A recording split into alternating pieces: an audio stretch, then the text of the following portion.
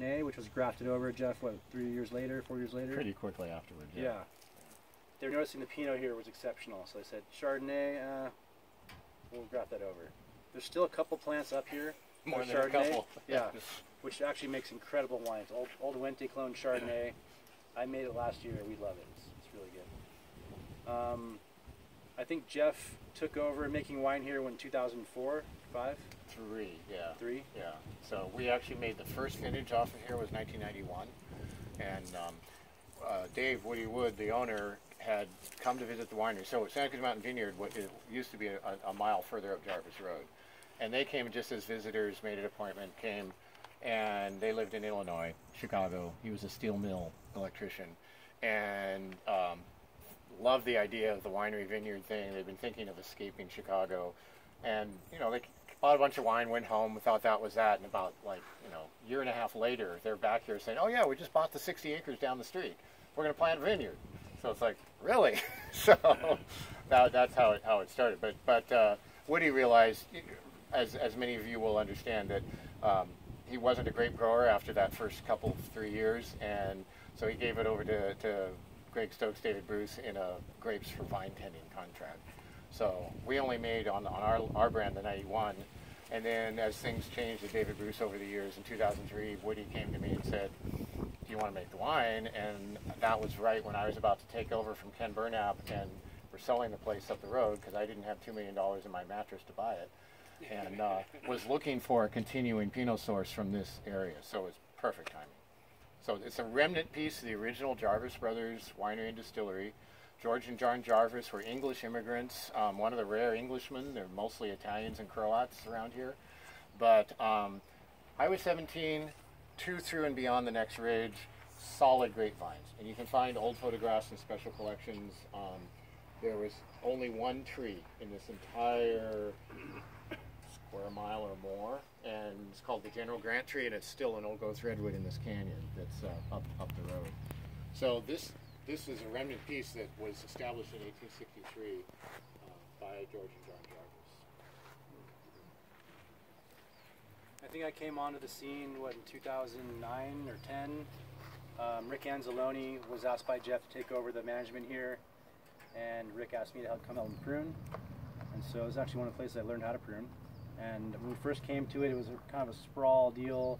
The wires were kind of everywhere, and the end posts were broken. So Rick and I went through and replaced all the broken end posts and fixed all the stakes, fixed all the trellis wires, and kind of revamped it to VSP. And it was all cordon VSP at that point. And we noticed there was tons of canker disease, tons of trunk disease, E-type, Botryopsera, Phomopsis, you name it. So we thought it'd be best to convert it to cane pruning. And as you can see, every plant did not lend itself to that. But as we're going year by year, we're looking for suckers from the bottom to train up new trunks. And especially on this hillside right here, you can see a lot of really nice examples of that.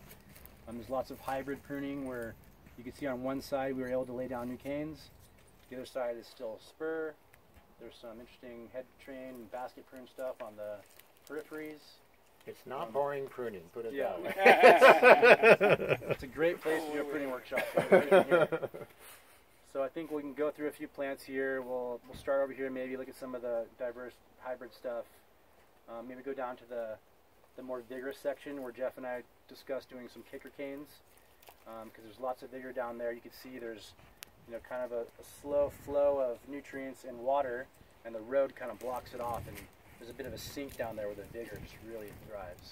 Interesting site, because that's a sandbox up there. Unbelievable, pure sand, and this isn't, with only this road in between. So they harvest separately, they have different pH and acid numbers, so it's classic mini microclimates in the Santa Cruz Mountains. Did I understand you right? You said this site has been a vineyard since the 1860s? 1863. This one was fallow for a while, but Ken Burnap's site up the road still is continuously in grapevines. From 1863, it was never fallow. This one fallow for a period, but it got replanted when Woody planted the Pinot and Chard here. How old are the vines? Well, first crop was 91, so it was planted in the late 80s, 88 or 89. So that rock right there fell from the 1989 earthquake from that hilltop over there. as they were planning out where to put the impost. Well, there's a marker. Yeah, so like, that was literally the marker. They're like, well, let's catch it before it goes where that's where the impost goes. Yeah. So I love that story about this vineyard. There's also another block up top on the side. We call it the side block, and I manage that. My wife and I make the wine from there, and it's like pure, decomposed sandstone, super rocky, not nearly as sandy as this, completely different, microclimate altogether.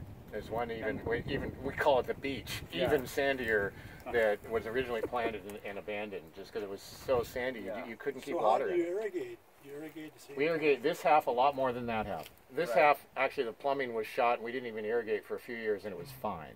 If that had been this half, we would have killed the vines. Right. And the upper half even more so. You can almost dry farm that. The last year during the heat spill, we had to water it, but it turned out that deer ate most of it anyway, so it was a loss. But yeah, this site, Woody kind of irrigates once a week, if not once every 2 weeks, especially in the last few years with the heat spikes. And this one I kind of manage the irrigation on more so, and we try to deficit irrigate as much as we can, but also in the last few years we've had to irrigate at least once a year. And we try to give everything a nice big soak after harvest to relieve the stress. So maybe we'll start with some of the arsenal we use. We get some items over here. Ken, when you give it that last big soak after the harvest, how many gallons of plant roughly? I like to do 10 if we can. 10 gallons per plant. So here's some of the stuff we use to prune. I'm sure you guys are familiar with this. Classic saw, classic loppers, stuff to clean our shears. When we go from plant to plant here, a lot of folks say that you can't really spread Eutypa, Theochromium platrosphaeria with your shears. I don't believe that. So, if I go to a certain section that I know has it, I'll go back to my car, spray isopropyl alcohol on it, scrub it with this, and make sure I have clean shears. Especially when I take lunch or take a break, I always do that. And for all of our crews, we tell them to do that, between vineyards, absolutely. There's no way we go to another vineyard without cleaning our shears, especially if there's mealy bugs. We're making the guys, check their clothes, wipe their clothes, and use this, spray it on their shoes. And so some guys use bleach. This is just a 90% isopropyl alcohol. So I was talking with Rick Clark. He uses bleach solution. Some guys use other stuff, but we prefer this. This is another classic item we use after we prune. Some guys use Topsin and Rally after they prune, especially on a bigger vineyard. Go through, spray with a tractor, spray with a backpack. I like Vitaseal. This is a great product. I'm not getting sponsored by them or anything, but V-Lock is actually nowhere to be found really this year. I haven't seen V-Lock on the market. So we're switching entirely to Vitaseal. Sometimes we're using lime sulfur for dormant sprays. If we're seeing a lot of Chlysopthecia, a lot of staining from powdery mildew from the year before, we'll do dormant sprays. Either a super strong stylet oil application, lime sulfur. Some guys use a Bordeaux blend, which is copper and lime sulfur. All those work great. You just have to be careful if you're spraying lime sulfur close to bud swell like now, because it can burn the vines quite a bit. So at this point in the stage, if we're doing this late of a dormant spray, we're doing either just Vitaseal to seal the wounds, or Topsin and Rally. How do you apply it? This you can apply with a paintbrush like V-Lock, especially if it's not the ready to use. This is the ready to use formula, which is a 10-to-1 ratio. I prefer to spray it out of a backpack or a pump sprayer, depending on the size of the vineyard. If you're a very large vineyard, you can spray it out of a tractor with any sort of air blast sprayer. If it's a really large cuts, I like to go back with the non-diluted one and actually paint the large cuts.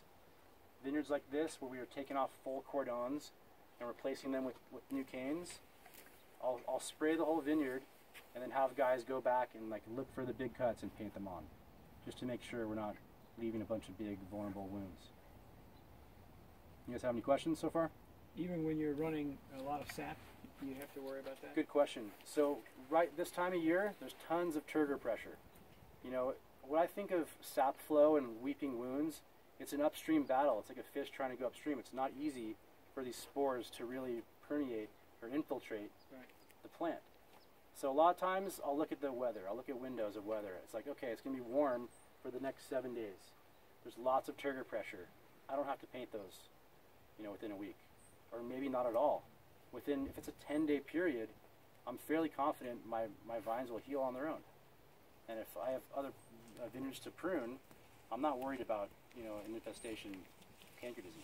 So that's a really good question. Ken, Yeah. does that apply even if you're cutting a coda?